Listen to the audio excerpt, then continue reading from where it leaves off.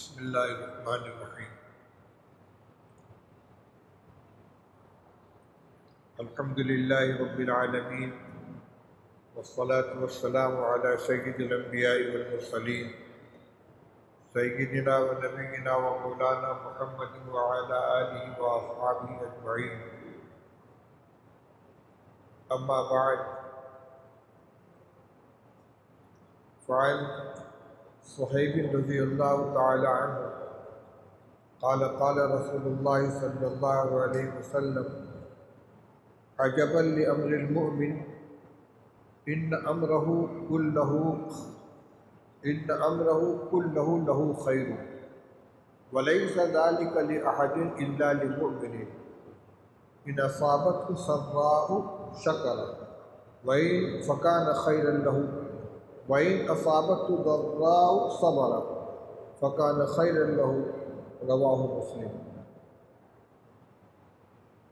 محترم بھائیوں، دوستوں، بزرگوں، آج توکل اور صبر سے متعلق چند روایات کا ترجمہ اور اس کی تشریح آپ کی خدمت میں پیش کی جائے گی۔ یہ دونوں صفات وہ ہیں جو ہم سے مطلوب ہے۔ اللہ نے ان پر اپنی مدد کا اور اپنی محبت کا وعدہ فرمایا۔ اللہ تعالیٰ توکل کرنے والوں سے محبت فرماتے ہیں، اور وَعَلَى اللَّهِ فَلْيَتَوَكَّلِ الْمُتَوَكِّلُونَ کی تعلیم دی گئی کہ بھروسہ کرنے والوں کو اللہ ہی پر بھروسہ کرنا چاہیے۔ اور صبر کے بارے میں بھی قرآن پاک میں جگہ جگہ فرمایا گیا: وَاصْبِرْ وَمَا صَبْرُكَ إِلَّا بِاللَّهِ، صبر کیا کیجیے اور آپ کو صبر کی توفیق اللہ ہی سے ملے۔ إِنَّ اللَّهَ مَعَ الصَّابِرِينَ، اللہ تعالیٰ صبر کرنے والوں کے ساتھ۔ یا أَيُّهَا الَّذِينَ آمَنُوا اسْتَعِینُوا بِالصَّبْرِ وَالصَّلَاةِ، اے ایمان والو، اللہ کی مدد حاصل کرو صبر اور نماز کے ذریعے۔ تو اخلاق حمیدہ میں، اخلاق حسنہ میں، جنہیں ہمیں اپنے اندر پیدا کرنا چاہیے، صبر بھی ہے اور توکل بھی ہے۔ صبر اور توکل کی حقیقت کیا ہے، اس کو بھی سمجھنا چاہیے، اور ان کا درجہ کیا ہے، اس کو ملتا کیا ہے، اس کو بھی سمجھنا چاہیے۔ صبر کا لفظ جمنے کے معنی میں ہے۔ اس کے تین مصداق ہیں۔ عام طور پر جب لفظ صبر بولا جاتا ہے تو اس سے صبر کی ایک قسم کی طرف ذہن جاتا ہے، یعنی کسی پریشانی، کسی آفت اور کسی آزمائش کے اندر جزا فضا نہ کرنا، شور نہ مچانا، شکایت نہ کرنا، برداشت کر لینا، یہ صبر کہلاتا ہے۔ جیسے وَبَشِّرِ الصَّابِرِينَ الَّذِينَ إِذَا أَصَابَتْهُمْ مُصِیبَةٌ قَالُوا إِنَّا لِلَّهِ وَإِنَّا إِلَیْهِ رَاجِعُونَ، یہاں فرمایا گیا کہ صبر کرنے والوں کو خوشخبری سنا دیجیے کہ جب ان کو کوئی مصیبت پہنچتی ہے تو وہ یوں کہتے ہیں کہ انا للہ و انا الیہ راجعون، ہم سب اللہ ہی کے اور اللہ ہی کی طرف لوٹ کر جانا ہے۔ اور اس پر وعدہ یہ فرمایا کہ اولئک علیہم صلوات من ربہم ورحمہ واولئک هم المہتدون، کہ یہی وہ لوگ ہیں جن پر اللہ کی خصوصی رحمت بھی نازل ہوتی ہے اور عام رحمت بھی نازل ہوتی ہے، اور یہی ہدایت یافتہ ہے۔ لیکن صبر کا معنی صرف یہی نہیں ہے، بلکہ دو معنی اور ہیں، وہ دونوں محتم الشان ہیں۔ ایک ہے نیکی اور اللہ اور اس کے رسول کی اطاعت پر جمے رہنا، یعنی نفس کو جما لینا نیکی اور اطاعت کے اوپر۔ اور اس کے بالمقابل صبر کا ایک تیسرا معنی ہے معصیت سے، نافرمانی سے اپنے نفس کو روک لینا۔ تو جہاں صبر کا مطالبہ ہوتا ہے وہاں تینوں قسم کا صبر مطلوب ہے۔ حالات، آزمائشوں اور پریشانیوں میں برداشت کرنا، اللہ کے صبر کی امید رکھنا، اور ہر حال میں دین کے اوپر قائم رہنا، قدم مضبوط جما لینا، اور ہر حال میں گناہوں سے، نافرمانیوں سے، ناجائز چیزوں سے اپنے آپ کو روکنا۔ تو جہاں صبر کا حکم دیا جا رہا ہے وہاں بھی تمام قسم کے صبر مراد ہیں، اور جہاں صبر کی فضیلت بیان کی جا رہی ہے وہاں بھی ساری چیزیں مراد ہیں۔ یہ تو ہو گیا صبر۔ دوسری چیز ہے توکل۔ توکل کے معنی ہے اللہ کے اوپر بھروسہ کرنا، لیکن توکل کے معنی ترک اسباب نہیں ہے۔ ایمان تو یہ ہونا چاہیے کرنے والی ذات صرف اللہ کی ہے، کسی چیز میں نہ نفع پہنچانے کی طاقت ہے نہ نقصان پہنچانے کی طاقت ہے۔ جو کچھ ہوتا ہے اللہ کے فیصلے سے ہوتا ہے، کہ اللہ نے دنیا کو دارالاسباب بنایا ہے، اس لیے یہاں ہر چیز کو بظاہر کسی نہ کسی سبب کے ساتھ جوڑا گیا ہے۔ تو توکل کا معنی یہ ہے کہ اسباب کو اسباب کے درجے تک سمجھ کر ان کو اختیار کیا جائے اور بھروسہ اللہ کی ذات پر کیا جائے، اعتماد اس کے اوپر ہو، یقین یہ ہو کہ اللہ چاہیں گے تو فلاں کام ہوگا اور وہ نہیں چاہیں گے تو نہیں ہوگا۔ چنانچہ بعض صحابہ نے رسول اللہ صلی اللہ علیہ وسلم کی پوچھا کہ یا رسول اللہ، ہم اپنے جانور کو باندھ کر اللہ پر بھروسہ کریں یا آزاد چھوڑ کر بھروسہ کریں؟ جانور کی حفاظت اللہ کریں، بھروسہ ان کی ذات کے اوپر، یہ ہے توکل۔ لیکن توکل کا ایک طریقہ یہ ہے کہ جانور کو چھوڑ دیا، اللہ چاہیں گے تو حفاظت ہوگی، اور ایک یہ کہ باندھنے والے جانور کو باندھ دیا، اونٹ ہے تو اس کے پیر پر رسی چڑھا کے بیٹھا دیا، اب اللہ کے حوالے، اللہ تعالی حفاظت فرمائے۔ تو یہ پوچھا گیا کہ ہم جانور کو باندھ کر اللہ پر بھروسہ کریں یا چھوڑ کر، آج فرمانی باندھ کر بھروسہ کریں۔ یہی چیز ہر جگہ ہے، رزق حلال کمانے کا حکم ہے۔ ایمان ہے کہ ان اللہ هو الرزاق ذو القوۃ المتین وما من دابۃ فی الارض الا علی اللہ رزقها، ساری جاندار کی روزی اللہ نے اپنے ذمہ لے لی ہے، لیکن حکم یہ ہے کہ طلب کسب الحلال فریضۃ بعد الفریضہ، پاکیزہ روزی کی تلاش، کوشش، یہ بھی دیگر فرائض کے ساتھ ایک فریضہ ہے۔ دشمن سے مقابلہ ہے تو صرف دعا کر کے اللہ پر بھروسہ نہیں کرنا، بلکہ حکم ہے وَأَعِدُّوا لَهُم مَّا اسْتَطَعْتُم مِّن قُوَّةٍ وَمِن رِّبَاطِ الْخَيْلِ تُرْهِبُونَ بِهِ عَدُوَّ اللَّهِ وَعَدُوَّكُمْ، اللہ کے دشمنوں سے مقابلہ کرنے کے لیے جتنا ہو سکے تیاری کرو، جو بھی تمہاری طاقت، أَعِدُّوا لَهُم مَّا اسْتَطَعْتُم مِّن قُوَّةٍ، طاقت مہیا کرو، وَمِن رِّبَاطِ الْخَيْلِ، گھوڑے پالو، اور وَمِن رِّبَاطِ الْخَيْلِ کیا ہے؟ تُرْهِبُونَ بِهِ عَدُوَّ اللَّهِ وَعَدُوَّكُمْ، تم اس کے ذریعے اللہ کے دشمن کو اور اپنے دشمن کو مرعوب کرو گے، ڈراؤ گے۔ بیمار ہے، شفا اللہ دے گا، لیکن تدبیر کے طور پر دوا علاج کرنا ہے، یہ نہیں کہنا ہے کہ اللہ کو شفا دینی ہوگی دے دیں گے، موت دینی ہوگی موت، کیا فائدہ؟ یقیناً وہی ہوگا جو اللہ کو منظور ہوگا، لیکن وہ علم غیب کا فیصلہ ہے جو اللہ کے پاس ہے۔ ہماری بندگی کا تقاضا یہ ہے کہ ہم اللہ کے حکم پر اسباب کو اختیار کریں، پھر اللہ سے مانگیں اور اس کے اوپر بھروسہ کریں۔ یہ توکل اللہ کے خاص بندوں کی صفت ہے، ان کی تعریف کی گئی ہے اور ان کا حکم دیا گیا علی اللہ فلیتوکل المتوکلون، کہ اللہ ہی پر بھروسہ کرنے والوں کو بھروسہ کرنا چاہیے۔ اب میں چند روایتیں پڑھ رہا ہوں جس میں کسی میں صبر کی تعریف، کسی میں توکل کا بیان، کیونکہ مشترک باب ہے۔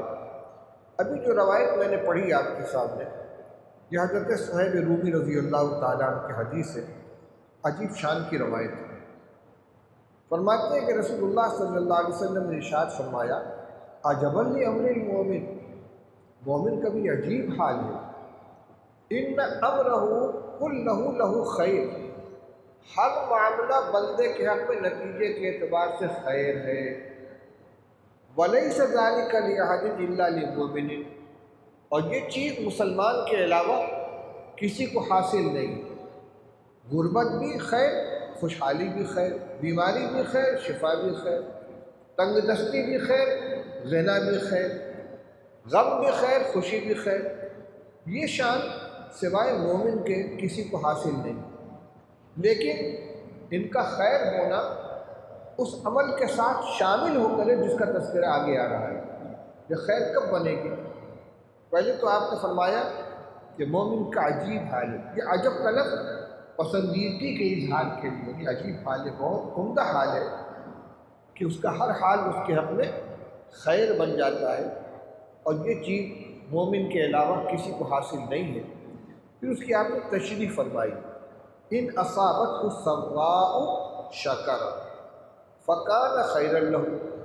اگر مومن کو کوئی اچھی حالت پیش آتی ہے، خوشحالی، غنا، کامیابی، راحت، سکون، عزت، کوئی بھی ایسی چیز کہ جو اس کو خوش کرنے والی ہے، اس کے حق میں اچھی ہے، بہتر ہے، ضراء کے مقابلے میں سراء ہے، تو اس کو وہ شکر ادا کرتا ہے۔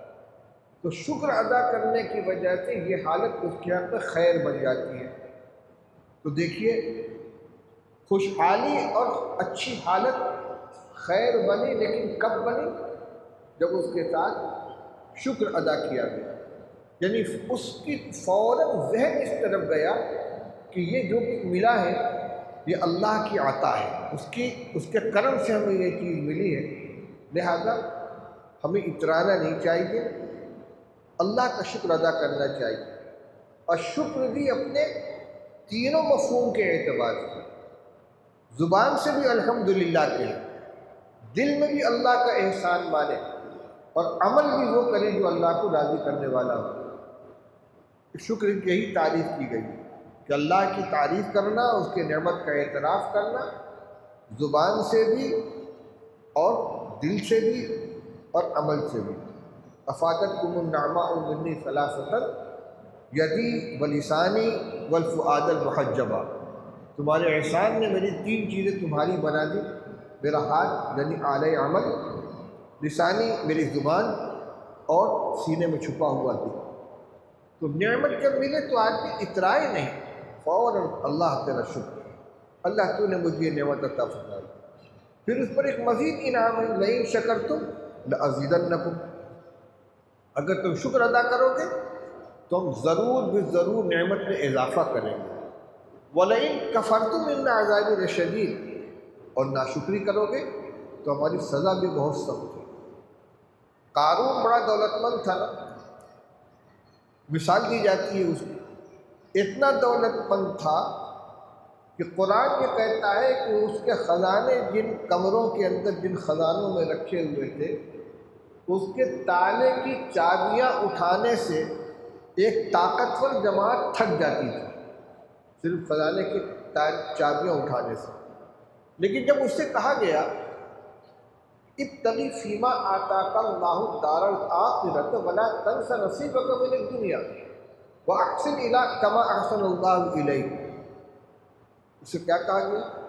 اللہ تعالیٰ نے جو کچھ تجھ کو دیا ہے نسبت اللہ کی طرف، کہ خزانہ جو تیرے پاس ہے یہ اللہ کا دیا ہوا ہے، اللہ کے دیے ہوئے اس خزانے میں دار آخرت کو تلاش کرو، آخرت کی کامیابی کا ایک راستہ تلاش کرو، اس کو آخرت کی کامیابی اور عزت کے لیے خرچ کرو۔ وَلَا تَنْسَ نَصِيبَكَ مِنَ الدُّنْيَا، دنیا میں تمہارا جتنا حصہ لکھا ہوا ہے جو مقدر ہے اس کو بھولو مت۔ وَابْتَغِ فِي، اور اس کے بعد کیا ہے؟ وَأَحْسِنْ كَمَا أَحْسَنَ اللَّهُ إِلَيْكَ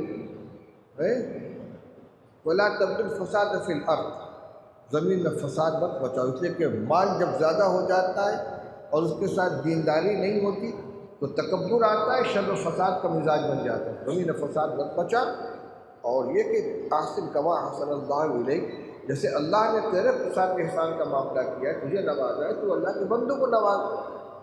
اس نے کیا کہا؟ انما اوتیتہ علی علم عندی، کیسا مال اللہ نے دیا ہے، اپنے تجربے سے، اپنے علم سے، اپنی جانکاری سے میں نے اس کو حاصل کیا، میں نے کمائی۔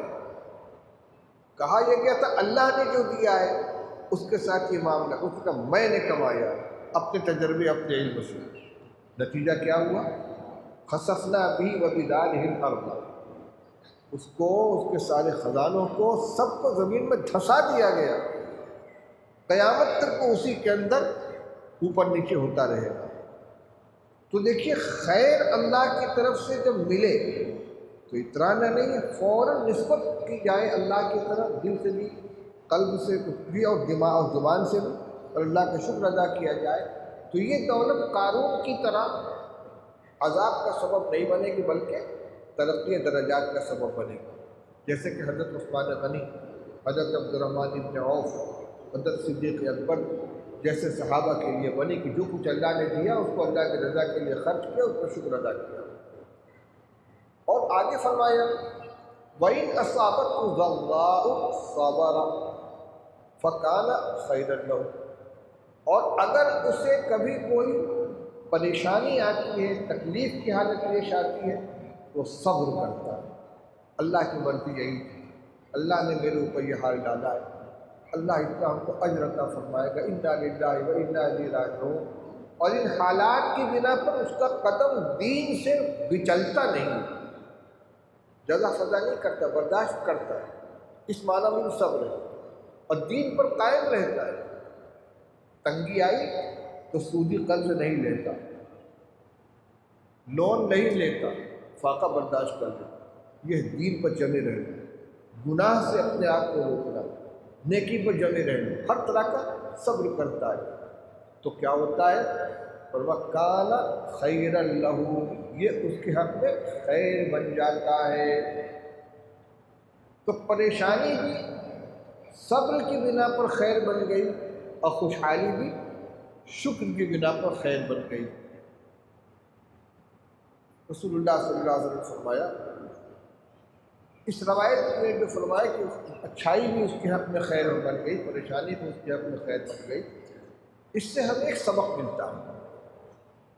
مومن بندے کا یہ فرض ہے کہ ہر وقت میں، ہر حال کے اندر یہ دیکھے کہ اس وقت اللہ ہم سے کیا چاہ رہے ہیں، اس وقت شریعت ہم سے کیا چاہ رہی ہے، اس پر نظر ہونی چاہیے۔ یہ بندگی کا تقاضا ہے۔ ایک غلام اپنے آقا کے اشارہ چشم و عبور کا منتظر رہتا ہے، وہ کہنے کا انتظار نہیں کرتا کہ حکم فرمائیں گے کہ فلاں کام کرو، کھانے کا وقت ہوا دسترخوان لا کے بچھا دے گا، کھانا لا کے چنے گا، ایسے دیکھیں گے ہاتھ دھلانے کے لیے برتن سامنے کر دیں گے، پانی ڈالے گا، ہاتھ دھلائے گا، ایسے کریں گے پانی کا گلاس تھما دے گا، صرف دیکھتا ہے اس وقت ان کو ضرورت کس چیز کی ہے، یہ کیا چاہتے ہیں ہم سے۔ اور ایک محسوس مثال پر، آپریشن کے لیے ڈاکٹر صاحب آپریشن تھیٹر کے اندر ماسک چڑھائے ہوئے، مریض کو لٹائے ہوئے آپریشن کر رہے ہیں، بغل میں ان کا کمپاؤنڈر اسسٹنٹ کھڑا ہوا ہے، اس کا کام کیا ہے؟ وہ ان کو چیرنے والا چھرا دیتا ہے، قینچی دیتا ہے، اسپرٹ لگا ہوا پھاہا دیتا ہے، اس میں سے سامان نکالنے کے لیے چمٹا دیتا ہے، جس چیز کی ضرورت پڑتی چلی جاتی ہے ڈاکٹر صاحب ایسے کرتے وہ تھماتا ہے، وہ ایسے کرتے وہ تھماتا ہے، ایک مرتبہ زبان سے نکلے تو فلاں چیز دو۔ یہ بندہ ایک بندے کے ساتھ اس کی ضرورت اور اس کی خواہش کو سمجھ کر جس طرح خود سے عمل کرتا ہے، ایک خادم اپنے مخدوم کے ساتھ جو معاملہ کرتا ہے، خدمت گزار سمجھدار خادم اگر ہے تو وہ یہ خود دیکھتا ہے کہ ہماری حضرت کو اس وقت کس چیز کی ضرورت ہے، فوراً اسی کام کو انجام دیتا ہے۔ یہ تو ہم انسانوں کے اندر یہ چیز ہے، اللہ تو ہمارا مالک ہے اور اس نے ہمیں سب کچھ بتا رکھا ہے، ہمیں اپنے آپ سے فیصلہ نہیں کرنا ہے، بتا رکھا ہے کہ کس حال میں ہم تم سے کیا چاہتے ہیں، بس جب وہ حالت پیش آئے تو ہم فوراً اسی کے مطابق عمل کر لیں۔ اب مسجد میں جانا ہے، اللہ ہم سے کیا چاہتے ہیں، بائیں پیر سے پہلے چپل اتارے، داہنے پیر سے مسجد میں داخل ہو اور مصنون دعا بسم اللہ والصلاۃ والسلام علی رسول اللہ اللہم افتح لی ابواب رحمتک پڑھو، اس لیے کہ رسول اللہ صلی اللہ علیہ وسلم کی ساری سنتیں اللہ ہی کے حکم سے ہیں۔ من یطع الرسول فقد اطاع اللہ، رسول کی اطاعت اللہ کی اطاعت ہے۔ اس وقت ہمیں کوئی بتانے نہیں آئے گا کہ مسجد میں آپ کو داخل کیسے ہونا ہے، ہمیں خود سمجھنا ہے کہ کیا کرنا ہے۔ جب مسجد سے نکلنے لگے اب سب کام برعکس ہو گیا، ہمیں بائیں پیر سے نکلنا ہے، داہنے پیر میں چپل پہننی ہے، اب بسم اللہ والصلاۃ والسلام علی رسول اللہ اللہم انی اسألک من فضلک، یا اللہم افتح علی ابواب فضلک۔ جس حال میں ہے اس وقت ہم سے کیا تقاضا اس پر عمل کرنا ہے۔ اسی طرح سونے کے وقت ہمیں کیا کرنا ہے ہمیں خود جاننا ہے۔ تو بندے کا کام یہ ہے کہ ہر حال کے اندر وہ یہ دیکھے کہ اس وقت اللہ ہم سے کیا چاہتا ہے اور اس کو ادا کرے۔ یہ اس روایت سے یہ چیز ملی، ایک خوشحالی ہے، ایک تنگ دستی ہے۔ جب اللہ نے نعمت سے نوازا وہ چاہتے ہیں کہ بندہ شکر ادا کرے، جب آزمائش میں ڈالا تو چاہتے ہیں بندہ صبر کرے۔ بس اسی طریقے سے ہر صورتحال کے اندر ہمیں یہ دیکھنا ہوگا کہ اس وقت شریعت کیا حکم دیتی ہے، اللہ کی کیا مرضی ہے، رسول اللہ صلی اللہ علیہ وسلم کی کیا ہدایت ہے، اس کے مطابق کام کرنا ہے۔ ابھی آپ کے سامنے صرف ایک روایت آئی ہے، اس باب کی روایتیں ایسی ہیں کہ اس میں ہر حدیث پر مستقل بیان ہو سکتا ہے۔ اب ایک روایت اور سنیے، یہ بھی بڑی جامع ہے۔ عن ابی ہریرہ رضی اللہ تعالی عنہ قال قال رسول اللہ صلی اللہ علیہ وسلم المؤمن القوی خیر واحب الی اللہ من المؤمن الضعیف وفی کل خیر احرص علی ما ینفعک واستعن باللہ ولا تعجز وإن أصابك شيء فلا تقل لو أني فعلت كان كذا وكذا ولكن قل قدر الله وما شاء فعل فإن لو تفتح عمل الشيطان رواه مسلم۔ بڑی اہم روایت ہے اور اس میں ہمیں زندگی کے بہت سے سبق ملتے ہیں۔ ابو ہریرہ رضی اللہ تعالیٰ عنہ فرمایا کہ رسول اللہ صلی اللہ علیہ وسلم نے ارشاد فرمایا کہ قوی مومن بہتر ہے اور اللہ کو زیادہ محبوب ہے ضعیف مومن کے مقابلے میں۔ اب یہ قوت اور ضعف کیسا ہے؟ ہر طرح کا، جسمانی اعتبار سے بھی صحیح تندرست قوی ہے اور ایک کمزور ہے۔ کبھی اپنی قوت کے ذریعے سے جتنا دین کا کام کر لے گا اپنی ذات کے لیے، ملت کے لیے، امت کے لیے کمزور اتنا نہیں کر پائے گا۔ اسی طرح عمل کی صلاحیت رکھنے کے اعتبار سے ایک آدمی ایک کام کر سکتا ہے اہلیت سے، ایک آدمی کے اندر نہیں۔ دل کی قوت، ایک آدمی کے اندر ہمت کے ساتھ وہ کام کر لیتا ہے، دیکھا جائے گا انشاءاللہ کر لیں گے، لیکن کیسے ہوگا؟ نہیں ہو پائے گا۔ تو کبھی جسمانی اعتبار سے بھی، عقل کے اعتبار سے بھی، ہمت کے اعتبار سے، اور بھائی سب سے بڑا تو ایمان کی قوت کے اعتبار سے، ایسا مسلمان اللہ کے نزدیک اس مسلمان کے مقابلے میں زیادہ محبوب ہے اور فی نفسی زیادہ بہتر ہے کہ جو اس کے مقابلے میں کمزور ہے۔ لیکن اس سے فوراً دل شکنی ہوتی ہے کمزور کی، میں کمزور ہوں، میرے اندر ہمت کم ہے، میرے اندر طاقت کم ہے، میرے اندر صلاحیت کم ہے، میں کیا کروں؟ فرمائے وفی کل خیر، سب میں خیر ہے۔ یعنی تقابل کے اعتبار سے قوی کا درجہ ضعیف کے مقابلے میں بڑھا ہوا ہے، لیکن ضعیف کو نظر انداز نہیں کیا گیا ہے۔ فی نفس ہی سب بہتر ہے، یعنی ضعیف کے اندر بھی بہتری ہے، اگرچہ اتنی نہیں ہے۔ اگر وہ 100% کام کر سکتا ہے کہ 50% کر سکتا ہے، وہ جتنی ہمت رکھتا ہے اس سے کم کی ہمت رکھتا ہے، لیکن اپنی صلاحیت اور طاقت کے ذریعے ایک قوی مسلمان جتنا کام کر لیتا ہے اتنا نہ صحیح لیکن کچھ تو کر لیتا ہے، اگر ایمان ہے اس کے اندر تو خیر سے وہ محروم نہیں ہے۔ اب آگے دیکھیے توکل کی حقیقت اس میں بتلائی جا رہی ہے۔ فرمائے احرص علی ما ینفعک، عجیب تعبیر ہے۔ فرمائے جو چیز تمہارے لیے نفع بخش ہو اس کے حریص بن جاؤ، جو چیز بہتر ہو، جو چیز تمہارے لیے نافع بنے اس کو حاصل کرنے کا اتنا شوق ہو، اتنی لگن ہو، اتنی محنت ہو کہ جیسے ایک حریص آدمی کسی چیز کو حاصل کرنا چاہتا ہے۔ علم حاصل کرنا ہے، لگ گئے اسے۔ حلال رزق کمانے کے لیے اللہ کے فرائض، واجبات اور تمام ذمہ داریوں میں خلل ڈالے بغیر حلال کمائی کرنے کے لیے محنت کرو۔ جو بھی چیز تمہارے لیے نفع بخش ہو اس کے لیے خوب محنت کرو، حریص بن کر محنت کرو۔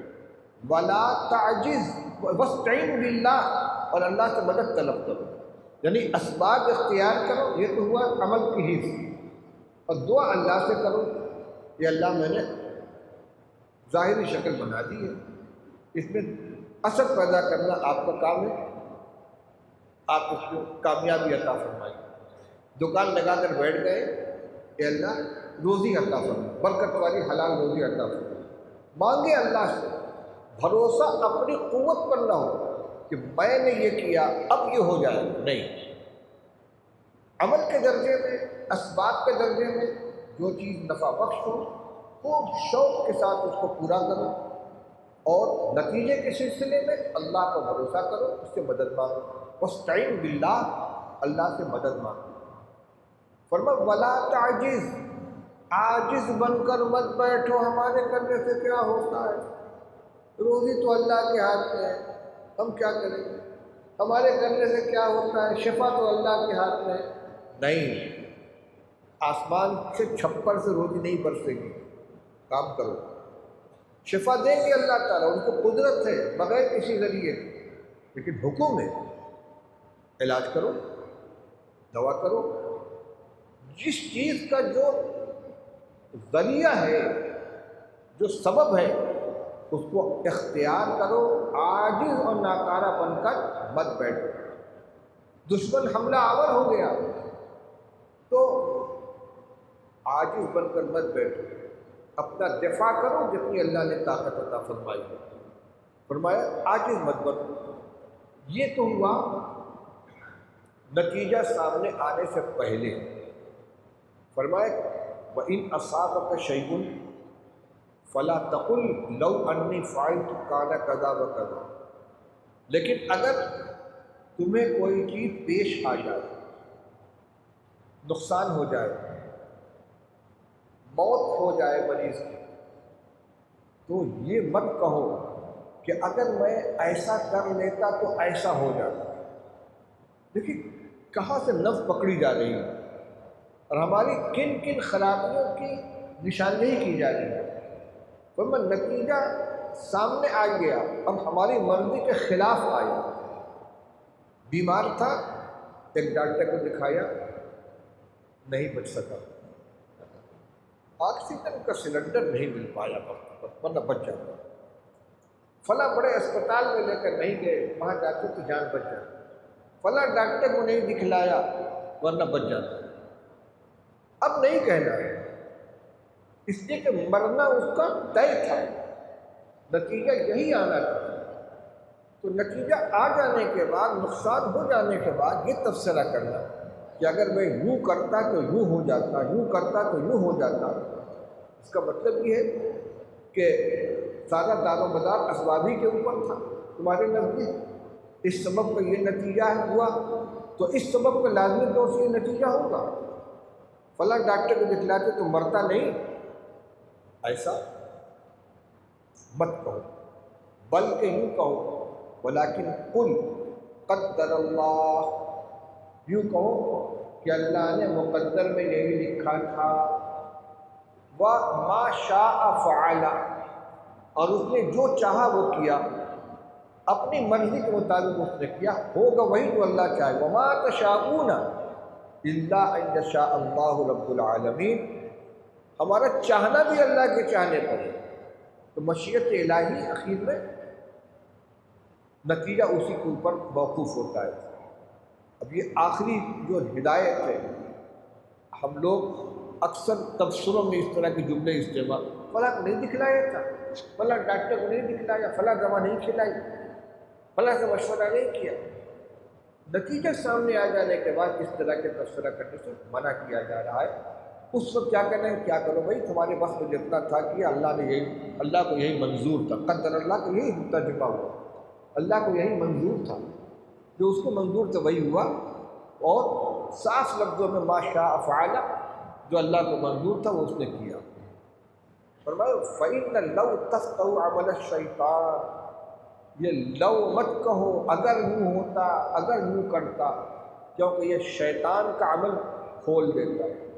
پھر شیطان اپنا کام شروع، ہاں وہ غلطی کی، فلاں ڈاکٹر کو جانا چاہیے تھا، فلاں سے مشورہ کرنا چاہیے، بر وقت فلاں کام کرنا چاہیے تھا، یعنی اللہ پر سے یقین کو ہٹا کے وہ اسباب پر ہم کو جمانا کا چاہتا ہے، یہ لو کا راستہ بند کر دیا۔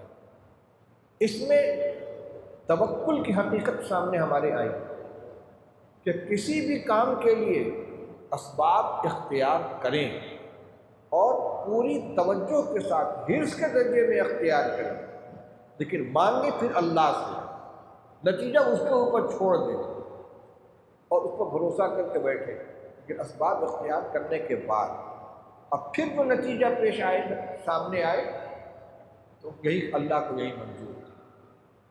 تو محنت بھی کرنی ہے اور اللہ سے مانگنا بھی ہے، اور ثمرہ جو بھی سامنے آئے اس کو اللہ کی طرف سمجھ کر کوئی شکایت کا جملہ زبان سے نہیں نکالنا ہے۔ ایک اور بہت جامع روایت ہے، عن ابن مسعود رضی اللہ تعالیٰ عنہ قال قال رسول اللہ صلی اللہ علیہ وسلم ایھا الناس لیس من شیء یقربکم الی الجنۃ ویباعدکم من النار الا قد امرتکم بہ، ولیس شیء یقربکم من النار ویباعدکم من الجنۃ الا قد نہیتکم عنہ، وان الروح الامین، وفی روایت وان الروح القدس نفث فی روعی ان نفسا لن تموت حتی تستکمل رزقها، الا فاتقوا اللہ واجملوا فی الطلب ولا يحملنکم استبطاء الرزق ان تطلبوه بمعاصی اللہ فإنه لا يدرك ما عند اللہ الا بطاعته، رواہ فی شرح السنہ والبیہقی فی شعب الایمان۔ بہت اہم روایت ہے۔ حضرت عبداللہ ابن مسعود رضی اللہ تعالیٰ عنہ فرماتے ہیں کہ رسول اللہ صلی اللہ علیہ وسلم لوگوں کو خطاب کرتے ہوئے فرماتے ہیں، اے لوگوں، کوئی ایسی چیز جو تم کو جنت سے قریب کرنے والی ہو اور جہنم سے دور کرنے والی ہو، میں نے چھوڑی نہیں ہے، سب کا تم کو حکم دے دیا ہے، اور کوئی ایسی چیز جو تم کو جہنم سے قریب کرنے والی ہو اور جنت سے دور کرنے والی ہو، میں نے چھوڑی نہیں ہے، سب سے تم کو منع کر دیا ہے۔ ہر نیک کام کا، جنت میں لے جانے والے عمل کا حکم دے دیا ہے، اور ہر برے کام کی نشاندہی کر کے اس سے میں نے منع کر دیا ہے۔ پھر فرمایا اور جبریل امین نے میرے دل میں یہ بات ڈالی ہے، یعنی اللہ کی طرف سے یہ وحی لے کر آئے، ان نفسا لن تموت حتی تستکمل رزقها، کوئی جاندار اس وقت تک مر نہیں سکتا جب تک کہ اپنی پوری روزی حاصل نہ کر لے، پوری روزی حاصل کیے بغیر اسے موت آ ہی نہیں سکتی۔ فاتقوا الا فاتقوا اللہ، سنو تو اللہ سے ڈرتے رہو، واجملوا فی الطلب، اور طلب رزق میں اعتدال اختیار کرو، میانہ روی اختیار کرو اور اچھا راستہ اختیار کرو۔ ولا يحملنکم استبطاء الرزق ان تطلبوه بمعاصی اللہ، اور روزی کی آمد میں تاخیر کا احساس، آمدنی نہیں ہو رہی دقت ہو رہی ہے، مندہ چل رہا ہے، روزی کی آمد میں تاخیر کا احساس تمہیں ہرگز اس بات پر آمادہ نہ کرے کہ اللہ کی نافرمانیوں کے ذریعے تم ان کو حاصل کرنے لگو۔ کام نہیں چل رہا ہے، بینک سے لون لے لو، بنیا سے ادھار لے لو 10% پر، کوئی غلط کام، چلو سٹا لگا تو ہو سکتا ہے مقدر سے نکل آئے، کوئی غلط کام مت کرو۔ فرمایا روزی کی آمد میں تاخیر کا احساس تمہیں ہرگز اس بات پر آمادہ نہ کرے کہ تم اس کو اللہ کی نافرمانیوں کے ذریعے حاصل کرنے کی کوشش کرنے لگو۔ فَإِنَّهُ لَا يُدْرَكُ مَا عِندَ اللَّهِ إِلَّا بِطَاعَتِهِ، کیونکہ اللہ کے پاس جو کچھ ہے وہ اس کو منا کر ہی لیا جا سکتا ہے، اس کی طاعت کر کے ہی لیا جا سکتا ہے، اس سے چھین کر زبردستی نہیں لیا جا سکتا۔ اب ترجمہ ہو گیا، اب مختصر تشریح۔ پہلی بات آپ نے فرمائی کہ جتنی نیکی کے کام تھے سب کا میں نے تو حکم دے دیا، اور جتنی بدی کے کام تھے سب سے میں نے تم کو روک دیا۔ یعنی اصولی طور پر، بنیادی طور پر، کلیات کے طور پر جتنی اچھائیاں تھیں سب کی نشاندہی کر دی، خیر کی کوئی چیز چھوڑی نہیں۔ اب اس اصول کے تحت جزیات بہت سی آتی ہیں۔ انفاق فی سبیل اللہ، اللہ کی رضا کے لیے خرچ کرو، اس کا حکم دے دیا نا۔ اب اللہ کی رضا کے لیے اللہ کے راستے میں خرچ کرنا ہے، جتنے خیر کے مواقع آتے رہیں گے سب میں خرچ کریں گے، فقیروں کی، غریبوں کی امداد کریں گے، زکوٰۃ نکالیں گے، مسجد بنائیں گے، مدرسہ بنائیں گے، صلہ رحمی کریں گے، بھوکوں کو کھانا کھلائیں گے، مسافروں کی مدد کریں گے، اللہ کے راستے میں لوگوں کی مدد کریں گے، سامان مہیا کریں گے۔ یہ سب انفاق فی سبیل اللہ، انفاق فی سبیل اللہ کو حکم دے دیا۔ اتقوا اللہ، حکم دے دیا اللہ سے ڈرو۔ اللہ سے ڈرنے کی کتنی صورتیں، کہاں کہاں ڈرنا ہے، سب اس کے اندر آ گئی۔ لہٰذا یہ جو فرمایا کہ میں نے ہر نیکی کی تم کو نشاندہی کر دی، یہ تمام جزیات نہیں، اصولی چیزیں۔ اسی طرح فرمایا کہ جتنی چیزیں اللہ کو ناراض کرنے والی ہیں، جہنم میں لے جانے والی ہیں، جنت سے دور کرنے والی ہیں، سب سے منع کر دیا۔ صرف ایک آیت لے لیجیے جو خطبہ میں رسول اللہ صلی اللہ علیہ وسلم پڑھا کرتے تھے، ان اللہ یأمر بالعدل والاحسان وایتاء ذی القربى وینہی عن الفحشاء والمنکر والبغی یعظکم لعلکم تذکرون۔ پوری تصنیف ہے ان آیات کی تفسیر کے اوپر۔ ہمارے محترم مفتی محمد سلمان صاحب منصور پوری رحمۃ اللہ برکاتہ کی ایک مستقل کتاب ہے، ایک قرآنی وعظ، موٹی ضخیم کتاب ہے، ایک قرآنی وعظ۔ اللہ بہت ان سے کام لے رہے ہیں۔ ایک تو اللہ سے حیا کیجیے، اللہ سے شرم کیجیے، اس پر انہوں نے ایک حدیث کی تشریح کی ہے حیا سے متعلق، اس کی بھی تصنیف ہو گئی۔ تو ایک مستقل مضامین کا سلسلہ چلا، ندائے شاہی کے اندر جو کتابی شکل میں آ گئی۔ اسی طریقے سے اس آیت کی تفسیر میں موٹی کتاب سامنے آئی۔ تو اب بظاہر تو 3 معمورات ہیں، عدل، احسان، قرابت داروں کو دینا، بظاہر 3 منہیات ہیں۔ کیا؟ ینہی عن الفحشاء، بے حیائی سے روکتے ہیں، ینہی عن الفحشاء والمنکر، ہر منکر چیز سے اللہ منع فرماتے، والبغی، سرکشی سے منع فرماتے۔ لیکن فحشاء کی کتنی صورتیں ہوتی ہیں، بغی کی کتنی صورتیں ہوتی ہیں، اسی طرح منکرات کتنے ہیں، سب علماء نے، شارحین نے بیان کیا ہے، اور اسی اصول کے تحت۔ لہذا آپ کا یہ فرمان بالکل برحق ہے کہ جتنی نیکی کے راستے پہ سب میں نے بتا دیے، جتنے بدی کے راستے میں سب سے منع کر دیا۔ یہ ایک بہت اہم اصول ہے۔ لہذا اب ہم اگر نیکی ایجاد کریں گے تو بدعت کہلائے گی۔ آپ نے بتا دیا سب کا طریقہ۔ اب اذان دینے کے لیے کھڑے ہوئے، الصلاۃ والسلام علیک یا رسول اللہ، الصلاۃ والسلام علیک یا حبیب اللہ، الصلاۃ والسلام علیک یا نور اللہ۔ کسی صحابی نے کہا ہے حضرت بلال سے اذان دلوائی آپ نے، حضرت عبداللہ ابن مکتوم سے آپ نے اذان دلوائی؟ کبھی کسی نے کہا ہے؟ درود شریف پڑھنا بہت نیکی کی بات ہے، لیکن اس موقع پر تم اس کو نیکی بناؤ گے، یہ بدعت ہے۔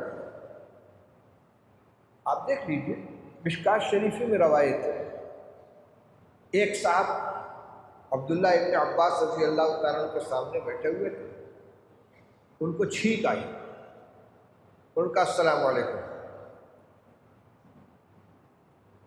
تو انہوں نے کہا وعلیکم السلام وعلی امک، تم کو بھی سلام، تمہاری امی کو بھی سلام۔ اب تمہیں تو ہنسی آ رہی ہے، اس کو غصہ آیا، یہ کیا ہوتا ہے، میری امی کو کیوں سلام کہے؟ ان کا ناراض مت ہو، میں نے وہی کیا جو رسول اللہ صلی اللہ علیہ وسلم نے کیا۔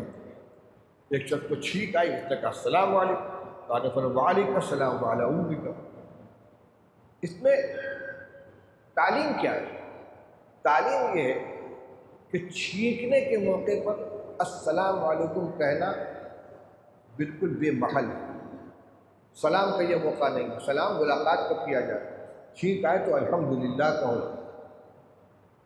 اور جس طرح وعلیکم السلام کے ساتھ علی امک کا کہنا تم کو بے محل لگ رہا ہے تو میری ماں کو کیوں سلام کیا، اسی طریقے سے چھینکنے پر سلام کرنا بے محل ہے۔ اب کوئی کہے سلام کرنا کون سی گناہ کی بات ہے بھائی، سلام اگر چھینکنے پر سلام کرتے ہیں تو کیا حرج ہے؟ حرج یہی ہے کہ بے موقع ہے۔ ایسا ہی ایک واقعہ ہے عبداللہ ابن عمر رضی اللہ عنہ، میں زبانی بیان کر رہا ہوں، ہو سکتا ہے کہ جو واقعہ میں عبداللہ ابن عمر کا کہہ رہا ہوں جو عبداللہ ابن عباس کا ہو، اس کو برعکس ہو۔ ان کے سامنے ایک شخص کو چھینک آئی، اس نے کہا الحمدللہ والسلام علی رسول اللہ، اللہ کا شکر ہے اور اللہ کے رسول صلی اللہ علیہ وسلم پر سلام ہو۔ انہوں نے فرمایا وَنَحْنُ نَقُولُ الْحَمْدُ لِلَّهِ وَالصَّلَاةُ عَلَىٰ وَالسَّلَامُ عَلَىٰ رَسُولِ اللَّهِ وَمَا عَلَّمَنَا هَكَذَا رسول اللہ صلی اللہ علیہ وسلم۔ ہم الحمدللہ کے بھی قائل ہیں اور الصلاۃ والسلام علی رسول اللہ کے بھی قائل ہیں، لیکن رسول اللہ صلی اللہ علیہ وسلم نے ہم کو یہ تعلیم نہیں دی ہے کہ چھینکنے کے موقع پر السلام بھیجو، نکیر کی اس کی۔ اب آپ نے درود پڑھنا کون سا گناہ ہے بھائی، درود پڑھنے کیوں منع کرتے ہو؟ ہم نہیں منع کرتے، بے موقع ہے، 4 رکعت والی نماز ہے، اتحیات میں آپ بیٹھے درود شریف پڑھ لیا، اس کے بعد اللہم صلی علی محمد وعلی آل محمد، تنبہ ہوا فوراً کھڑے ہو گئے، اس کے بعد اخیر میں کیا کریں گے؟ کون سا گناہ کیا بھائی، درود تو پڑھا تھا، پھر درود ہی تو پڑھا تھا، کون سا غلط کام کیا تھا؟ نہیں، اپنی طرف سے تم نے ایجاد کر کے درود پڑھا ہے، حضور نے اس موقع پر درود پڑھنے کا حکم نہیں دیا ہے۔ یہ ضابطہ ہے، ہر نیکی کا ضابطہ ہم نے بتا دیا، ہر بدی کا راستہ ہم نے بتا دیا۔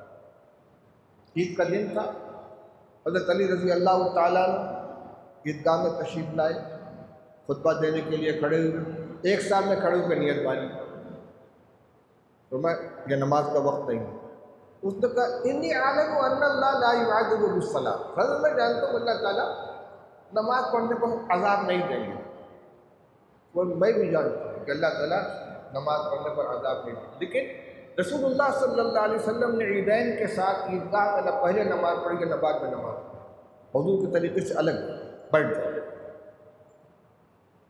بدعت اور سنت کا فارق یہی ہے، ہر کام ہر موقع پر اپنی مرضی سے ایجاد کر کے کریں گے، کیا حرج ہے اس میں؟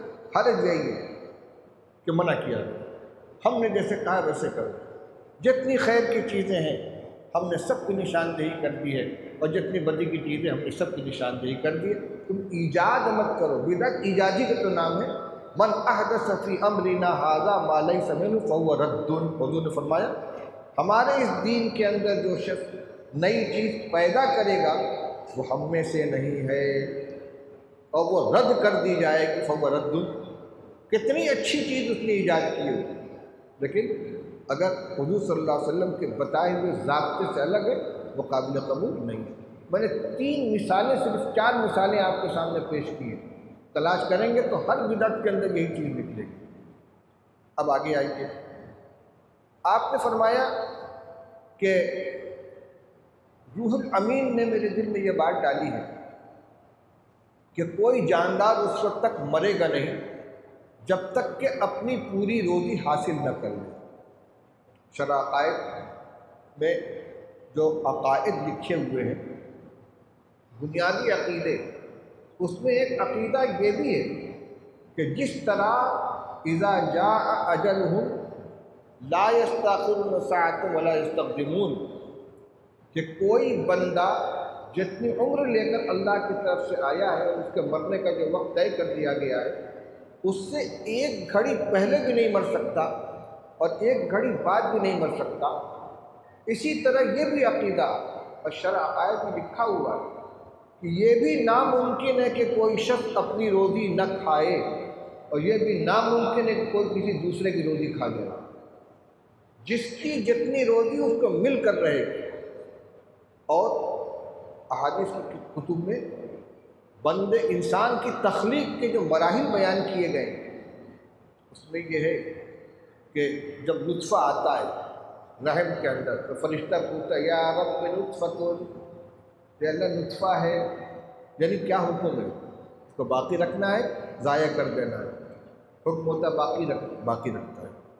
کچھ مدت گزرتی ہے، کہتے ہیں یا رب علقۃ، پروردگار اب یہ دم بستہ ہو گیا، جمع ہوا خون ہو گیا، حکم ہوا گرا دو، گرا دیا، حکم ہوا باقی رکھو، باقی رکھو۔ پھر کچھ مدت گزرتی ہے، کہتا ہے یا رب مضغۃ، کہ اللہ اب یہ گوشت کا ٹکڑا بن گیا، گوشت کا لوتھڑا بن گیا، حکم ہوتا ہے باقی رکھو۔ پھر اللہ تعالیٰ اس میں اعضا پیدا فرماتے ہیں۔ پھر فرشتہ کہتا ہے یا رب ما رزقہ، پروردگار اس کی روزی کیا ہوگی، ما اجلہ، اس کی عمر کتنی ہوگی، شقی ام سعید، نیک بخت ہوگا یا بدبخت ہوگا۔ ابھی تخلیق مکمل نہیں ہوئی ہے، اس کی تخلیق کی نگرانی کو جو فرشتہ متعین ہے وہ اللہ سے پوچھ کر لکھ دیتا ہے۔ اسی لیے کہا گیا ہے کہ سعید من وعظ بغیرہ والشقی من شقی فی بطن امہ، نیک بخت وہ ہے کہ جو دوسروں سے نصیحت حاصل کرے، اور بدبخت وہ ہے جس کی بدبختی ماں کے پیٹ میں لکھ دی گئی۔ اب دیکھیے وہاں دونوں چیزیں طے ہو گئی، کتنی عمر ہوگی اور کتنی روزی ہوگی۔ جو مقدر کی روزی ہے اس کے بارے میں دو عقیدہ ہونا ضروری ہے۔ مقدر کی روزی مل کر رہے گی، اور مقدر کی روزی کوئی کسی کی نہیں لے سکتا۔ جو جس کھا رہا ہے وہ اپنی روزی کھا رہا ہے۔ اب دنیا کے ضابطے چلیں گے، کوئی چورا کے کھائے گا تو چوری کا گناہ ہوگا اس کا۔ یہ نہیں کہیں گے کہ وہ مقدر میں اسی کی روزی تھی، لے آیا تو کیا حالت ہے، تمہیں کیا پتہ کہ تمہاری روزی ہے۔ ہم شریعت کے حکم پہ تابع ہیں۔ کسی کو تھپڑ لگ گیا تو لکھا ہوا تھا لیکن مارنے والے کو سزا ملے گی۔ تو روزی کے بارے میں فرمایا کہ جو مقدر کی روزی وہ مل کر رہے گی۔ جب یہ بات ہے حلال طریقے سے کماؤ گے تب بھی اتنی ہی ملے گی، حرام طریقے سے کماؤ گے تب بھی اتنی ہی ملے گی، اور جتنی لکھی مل کے رہے گی۔ لہذا الا فاتقوا اللہ واجملوا فی الطلب، جب یہ طے ہے کہ مقدر کی روزی مل کر رہے گی، کوئی مکمل روزی حاصل کیے بغیر مر نہیں سکتا، تو اللہ سے ڈرو اور طلب کے اندر اجمال اختیار کرو۔ اجمال کی دو تفسیر کی گئی، ایک اعتدال، کمانے کی مشین بن کے مت بیٹھ جاؤ، سارے فرائض چھوڑ دیے، نہ بچوں کی فکر ہے، نہ بیوی کی فکر ہے، نہ بیمار کی خبر لے رہے ہیں، نہ نماز کی فکر ہے۔ صبح اٹھے مشین کی طرح لگ گئے اور رات کو 11 بجے تک کام کرتے رہے، آئے کھایا پیا سو گئے۔ کمانے کی مشین مت بن جاؤ، بلکہ تمام چیز حق کو اس کے وقت پر ادا کرو، اعتدال۔ اور نہ یہ کہ آگے سے ہم سے کچھ نہیں ہوتا، محنت کرو اعتدال کے ساتھ۔ اور اجمال جمال کے معنی میں بھی ہے، یعنی حلال طریقے پر کماؤ، حرام طریقہ اختیار مت کرو۔ اور یہاں وہی معنی زیادہ مناسب ہے، کیوں؟ اس کے آگے فرمایا کہ لا یحملنکم استبطاء الرزق ان تطلبوا بمعاصی اللہ، اگر ایک ذریعے سے روزی نہیں مل رہی ہے، دقت محسوس ہو رہی ہے، دیر ہو رہی ہے، مندہ ہو رہا ہے، تو یہ صورتحال تم کو اس بات پر ہرگز آمادہ نہ کرے کہ اللہ کی نافرمانی کے ذریعے حاصل کرنے لگے، کوئی اور دھندا کریں گے، لون لے لیں گے، سٹہ بازی کریں گے، دھوکہ دیں گے کسی کو، بے ایمانی کریں گے، نہیں۔ کیوں؟ روزی کون دیتا ہے؟ اللہ۔ لڑکے لوگے، چھین کے لوگے؟ فرمایا انہ لا یدرک ما عند اللہ الا بطاعتی، اللہ کے پاس جو کچھ ہے اس کی طاعت ہی سے ملے گا۔ جب مقدر کی روزی ملنی ہے حلال طریقے سے محنت کریں کہ عاجز بن کر بھی نہیں بیٹھیں گے، ہاتھ پر چلائیں گے، ابھی اوپر کی روایت میں آ گیا، اور اس کے بعد اسباب اختیار کر کے اللہ سے مانگیں، اس کو بھروسہ کریں۔ ان روایات میں بہت سے اصول موجود ہیں، ان کو ہمیں اپنی زندگی کے اندر اپنانا چاہیے۔ اللہ تعالیٰ ہم سب کو عمل کرنے کی توفیق عطا فرمائے۔ روایتیں اور بھی ہیں لیکن بہت ہو گیا، تھکان ہو گئی، اللہ تعالیٰ عمل سے توفیق۔ دعا کر لوں بھائی۔ اللہم صلی علی سیدنا مولانا محمد و آلہ وصحبہ وبارک وسلم۔ ربنا آتنا فی الدنیا حسنۃ وفی الآخرۃ حسنۃ وقنا عذاب النار۔ ربنا اغفر لنا ولإخواننا الذین سبقونا بالایمان ولا تجعل في قلوبنا غلا للذین آمنوا ربنا انک رؤوف رحیم واعف عنا واغفر لنا وارحمنا انت مولانا فانصرنا على القوم الکافرین۔ اللهم حبب إلينا الإيمان وزينه في قلوبنا وكره إلينا الكفر والفسوق والعصيان واجعلنا من الراشدين۔ اللهم إنا نسألك الهدى والتقى والعفاف والغنى، اللهم إنا نسألك العفو والعافية والمعافاة الدائمة في الدنيا والآخرة، يا حي يا قيوم برحمتك نستغيث، أصلح لنا شأننا كله ولا تكلنا إلى أنفسنا طرفة عين۔ اللهم طهر قلوبنا من النفاق وأعمالنا من الرياء وألسنتنا من الكذب وأعيننا من الخيانة، فإنك تعلم خائنة الأعين وما تخفي الصدور، يا حي يا قيوم برحمتك نستغيث، أصلح لنا شأننا كله ولا تكلنا إلى أنفسنا طرفة عين۔ اللهم إنا نعوذ بك من الهم والحزن ونعوذ بك من العجز والكسل ونعوذ بك من الجبن والبخل ونعوذ بك من غلبة الدين وقهر الرجال۔ اللهم اكفنا بحلالك عن حرامك وأغننا بفضلك عمن سواك۔ اللهم يا فارج الهم ويا كاشف الغم مجيب دعوة المضطرين رحمن الدنيا والآخرة ورحيمهما، أنت ترحمنا فارحمنا برحمة تغنينا بها عن رحمة من سواك۔ رب اجعلني مقيم الصلاة ومن ذريتي ربنا وتقبل دعاء، ربنا اغفر لي ولوالدي وللمؤمنين يوم يقوم الحساب۔ یا اللہ ہم سب کے گناہوں کو معاف فرما دے، ہماری مغفرت فرما دے، ہمارے سیئات کو حسنات سے مبدل فرما دے۔ یا اللہ جو نادانیاں تیرے حقوق کے سلسلے میں ہوئی اللہ اپنے فضل سے انہیں معاف فرما دے۔ تیرے بندوں کی جو تلفیاں ہوئیں اللہ ان کو تلافی کرنے کی، ادا کرنے کی توفیق عطا فرما، اور جو نہ ہو سکے اللہ اس کا بدلہ اپنے خزانہ غیب سے ادا فرما کر ہمیں اس کی پکڑ سے محفوظ فرما دے۔ یا اللہ جن جن لوگوں کے ہمارے اوپر حقوق ہیں یا اللہ ان سب کو ان حقوق کے بدلے میں اپنی رحمتیں عطا فرما، مغفرت عطا فرما، جنت کے بلند درجات عطا فرما، آخرت کے سکون نصیب فرما۔ جن جن لوگوں نے ہمارے اوپر کسی طرح کا احسان کیا ہے اللہ ان کے احسان کا بہترین بدلہ عطا فرما۔ یا اللہ ہماری مغفرت فرما دے، ہمارے والدین کے مغفرت فرما دے، ہماری بھائی بہنوں کے مغفرت فرما دے، ہمارے بال بچوں کے مغفرت فرما دے۔ یا اللہ ہم سب کو دین کے ساتھ الفت و محبت عطا فرما، گناہوں سے نفرت عطا فرما۔ یا اللہ بچوں کی صحیح تربیت کرنے کی توفیق عطا فرما، اہل خانہ کے حقوق ادا کرنے کی توفیق عطا فرما۔ یا اللہ اپنے بڑوں کی عزت کرنے کی توفیق عطا فرما، چھوٹوں کے ساتھ شفقت کی توفیق عطا فرما۔ یا اللہ ہر سنت پر عمل کی توفیق عطا فرما۔ یا اللہ ہر بدعت سے ہماری حفاظت فرما، اپنے رضا والے اعمال کی توفیق عطا فرما، نامرضیات سے ہماری پوری حفاظت فرما۔ یا اللہ نبی کریم صلی اللہ علیہ وسلم، صحابہ کرام، ائمہ اعلام، مجتہدین اور مفسرین اور علماء و اکابر جن کے واسطے سے یہ دین ہم تک پہنچا، یا اللہ ان کی خدمات کو ان کو بھرپور بدلہ عطا فرما۔ یا اللہ ہم سب کے ایمان کی حفاظت فرما، مرتے دم تک ایمان پہ قائم رکھ۔ اللہ ایمان کے سلسلے میں ہمیں آزمائش میں نہ ڈال، ہم کمزور ہیں، کہیں ہم بچل نہ جائیں۔ یا اللہ ہمارے ایمان کی حفاظت فرما، اللہ نفس اور شیطان کے شرور سے ہمیں پناہ عطا فرما، اللہ برکت والی حلال روزی عطا فرما، حرام سے بال بال حفاظت فرما، اللہ ہمارے ایمان میں قوت پیدا فرما، نفس اور شیطان کے دھوکوں سے ہماری حفاظت فرما۔ ربنا آتنا فی الدنیا حسنۃ وفی الآخرۃ حسنۃ وقنا عذاب النار۔ کہ اللہ جو کچھ اعمال تیری توفیق سے ٹوٹے پھوٹے ہو رہے ہیں، کہ اللہ ان میں شان قبولیت پیدا فرما دے، اپنے فضل سے انہیں قبول فرما لے، اپنی رضا کا ذریعہ بنا دے، اپنے خوشنودی کا ذریعہ بنا دے، اور تمام ان اعمال کی ہماری حفاظت فرما جو اعمال کو ضائع کرنے والے ہیں، نیکیوں کو برباد کرنے والے ہیں، تیری ناراضگی اور تیری خفگی کا سبب بننے والے ہیں۔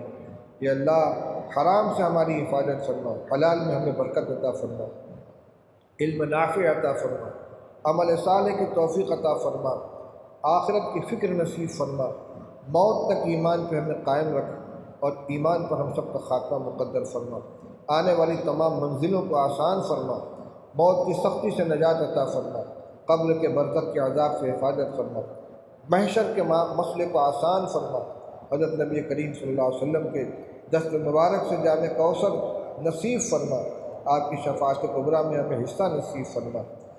ربنا آتنا فی الدنیا حسنۃ وفی الآخرۃ حسنۃ وقنا عذاب النار۔ صلی اللہ تعالی علی خیر خلقہ محمد وآلہ وصحبہ اجمعین برحمتک یا ارحم الراحمین۔